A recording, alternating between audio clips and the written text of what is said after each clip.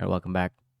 Saw this video, figured we could watch it because I'm always interested about like how like back in the old days people used to make shit.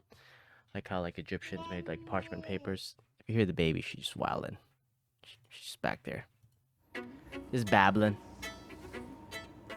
This goat skin is about to be turned into parchment, an old kind of paper made from animal skin.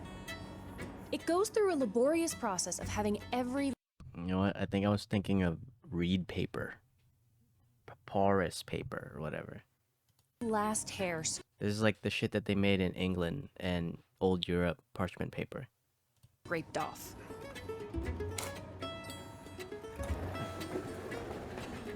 The craft dates back to 2500 BC, and this is the last place in the US that still makes it. Every piece takes at least 2 weeks to make, and only a handful of people in the entire world know how. Parchment as a product almost hasn't survived. Who is out here writing on parchment paper though? Like for fun? Maybe like important documents still, maybe? Old-timey books? People writing handmade books on parchment paper? There was almost no need for it as a material. But it was this centuries-old work that helped Jesse Meyer save his family tannery.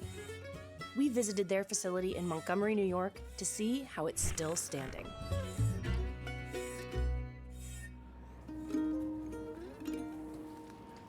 Making parchment is a messy craft. That's gotta smell so bad, bro. It's cold and wet around the workshop, but the lingering smell is something Jesse's gotten used to. It all starts with the skin. Deer, goat, calf, and sheepskin are sent by slaughterhouses or local hunters. Jesse soaks it in a mixture of water and calcium hydroxide to break down the fibers, loosen the hair, and clean it. This is the longest part of the process, taking at least 2 weeks. Then it's time for dehairing.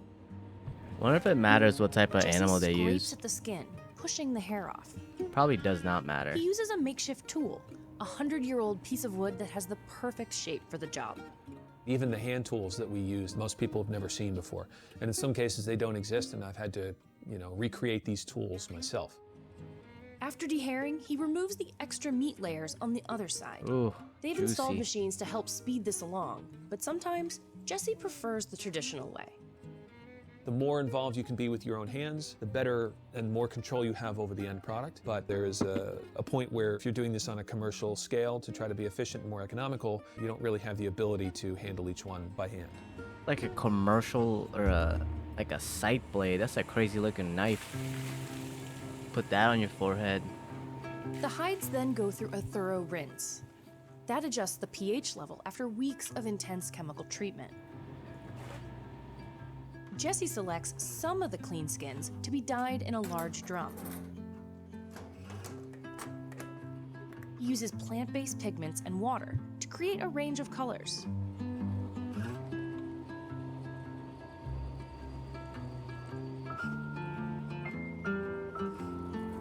As the skins tumble, they soak up the dye until they're saturated.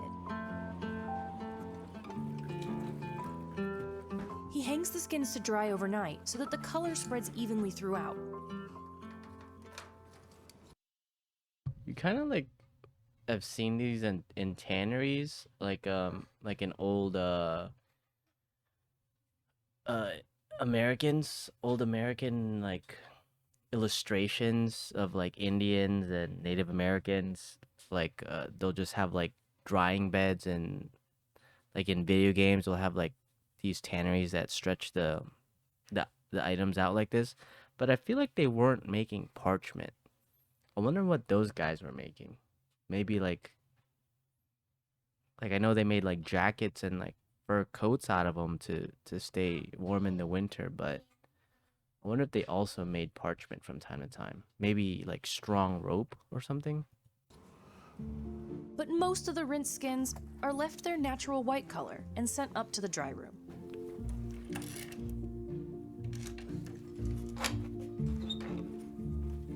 Jesse stretches the skin to keep it flat. I feel like they while also dries. use it as like drum heads. You know? Tents. They use it for freaking tents. First, he scrapes the hide while it's wet to remove excess moisture.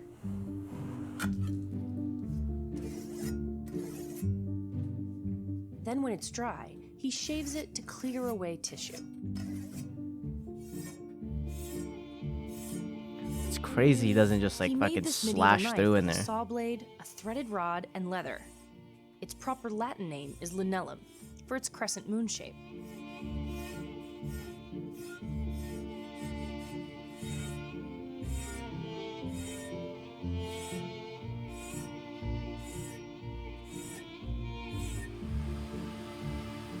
Oh, Sanding is the very last step.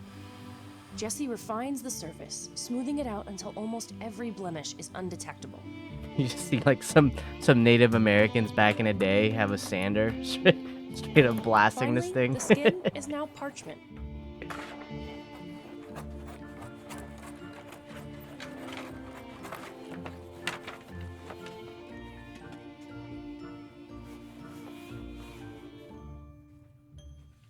I wouldn't mind The having first like a record of parchment dates back book. to 2450 BC. Famous ancient documents like the Dead Sea Scrolls and the Magna Carta were all written on it for its durability. Jay-Z. The use of parchment peaked in the Middle Ages in Europe, when it was mostly used for illuminated manuscripts and book bindings. Paper made from wood pulp. Yeah, I watched a video on I'm pretty sure it was actually the writing of the Magna Carta, where that's where I remember the parchment thing from, where they like have a dude hand illustrate like all the lettering, like calligraphy, and then they'll like draw the colors too.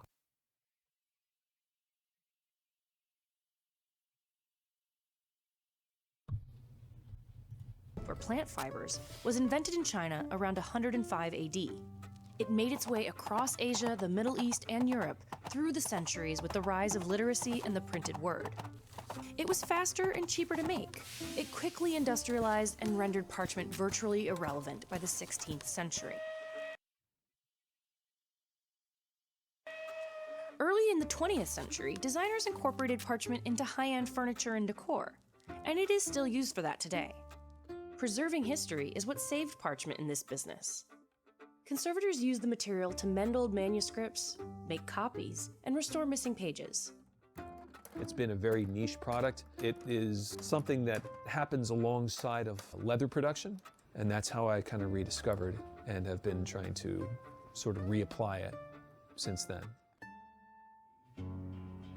The rare craft saved his family's centuries-old tannery business, which has been in the country since his ancestors moved here in 1820. By the time Jesse Like took for over, boots and demand shit? for leather was on the decline, and by 2005, keeping the business going was getting more difficult. That's when Jesse introduced parchment making. But he struggled to find out about the process. There are a handful of other companies around the world that do this sort of thing, and they're far, far away, and they've never told me how they do what they're doing, so I've had to try to figure this out in a vacuum, so it's me There's no way, right? Like he figuring has it out like the as I internet go and shit. and what seems to work best for me. He has Because books it's such everywhere. an old medieval craft, anytime I would try to go look up information, a lot of times it was from medieval recipes that were written in Latin from 1400. Eventually, parchment became such an important part of the business, Jesse changed the name from Meyer & Sons to Pergamena, which means parchment in Latin. And he found a niche of customers, conservators and designers who use the material in lampshades, upholstery, headboards, and even as wallpaper. No two pieces of parchment look the same, so, That's kind of dope. which is a blessing and a curse. It's part of the artistry. A single sheet starts at $100. Fuck no. What started out feeling like an albatross Hell around my no. neck ended up becoming a way to help revitalize the family industry.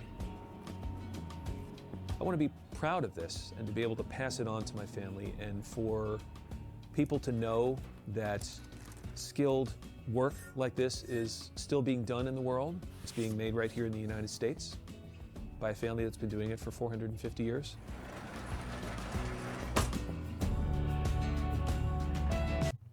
I mean, if he's the one that did it, then clearly they've only been making parchment for the past, 20, being pretty generous, 20 years. I don't think it's been 450 years. Maybe their tannery business. That's pretty cool. Didn't really expect people to be buying $100 pieces of paper though. Guess there's a will. It's a way to sell something, right? Be a good enough salesman. Plus, it looked kind of hard. Looked like a lot of work to do that shit. But that seems a little bit excessive to use it as wallpaper though. Maybe like $1,000 for one wall. Fuck. Later.